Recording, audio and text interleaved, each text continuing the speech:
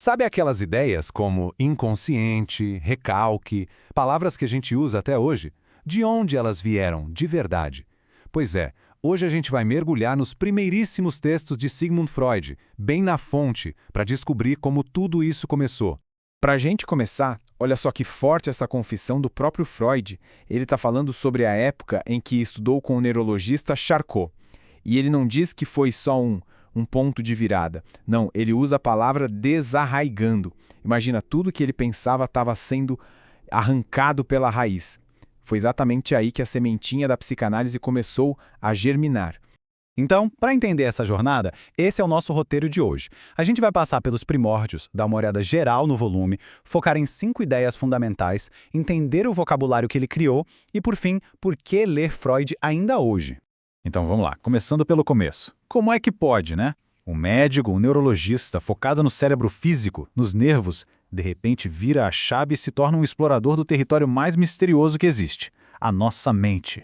E o mais incrível aqui é que isso não foi só uma mudança na carreira do Freud, foi uma virada de chave, sabe? Uma verdadeira mudança de paradigma para a medicina da época. Pela primeira vez, o sofrimento das pessoas começou a ser olhado de outra forma.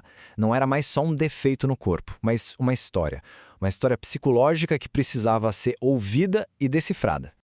Ok, mas que textos são esses que a gente está analisando? O que é exatamente esse volume? Bom, é super importante entender uma coisa.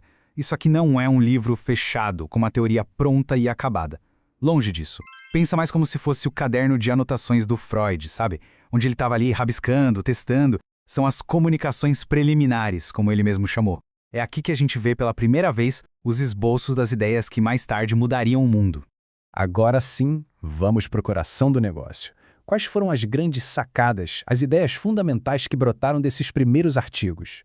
Dá para a gente resumir as principais descobertas dele em 5 passos, 5 ideias centrais que, juntas, formam os primeiros pilares de toda a psicanálise.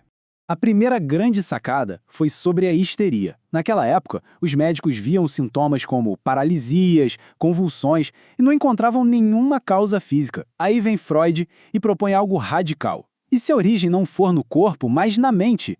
E se esses sintomas forem, na verdade, traumas psicológicos que o corpo está gritando? E isso leva direto à segunda ideia, que é simplesmente genial. A nossa mente não é um espectador passivo das coisas. Não, ela é ativa, ela luta, ela se defende da dor.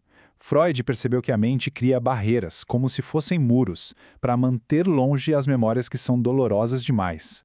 E o próprio Freud falou com todas as letras. A teoria do recalque, essa ideia da defesa, é a pedra fundamental de toda a psicanálise. É a base de tudo. Bom, e aí a gente chega num ponto que até hoje causa polêmica.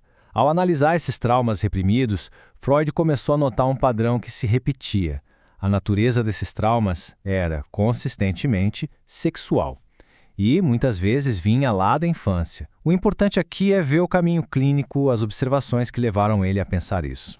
Mas, peraí, como que uma memória esquecida pode ter tanto poder assim? Para explicar isso, Freud criou o conceito de catexia. Pensa assim, é como se cada memória tivesse uma carga de bateria, uma energia emocional ligada a ela. Quando a gente reprime a memória, a gente não desliga essa bateria. A carga continua lá, atuando, influenciando o nosso comportamento, mesmo anos depois.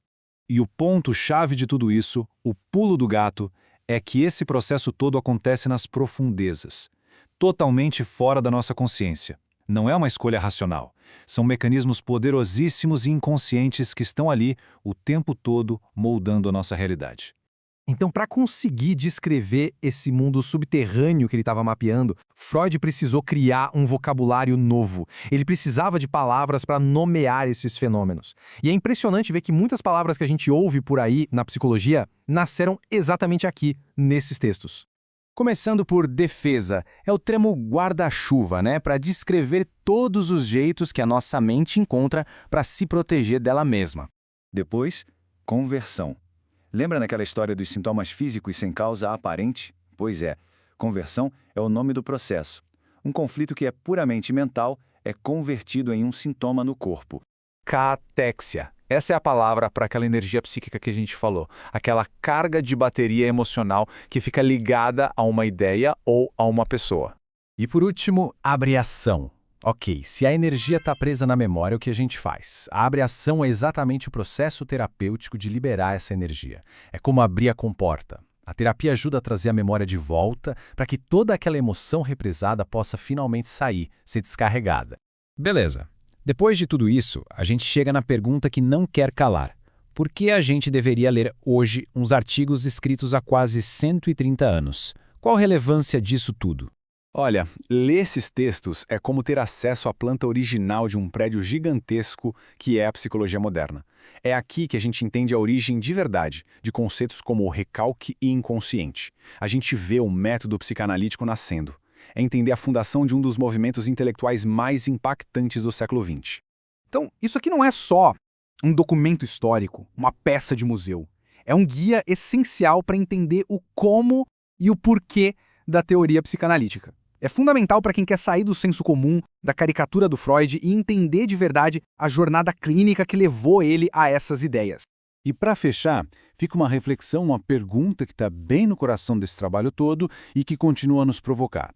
Se a nossa própria mente esconde memórias para nos proteger, o que será que uma única memória esquecida, se fosse trazida à luz, poderia revelar sobre o nosso presente, sobre quem a gente é hoje?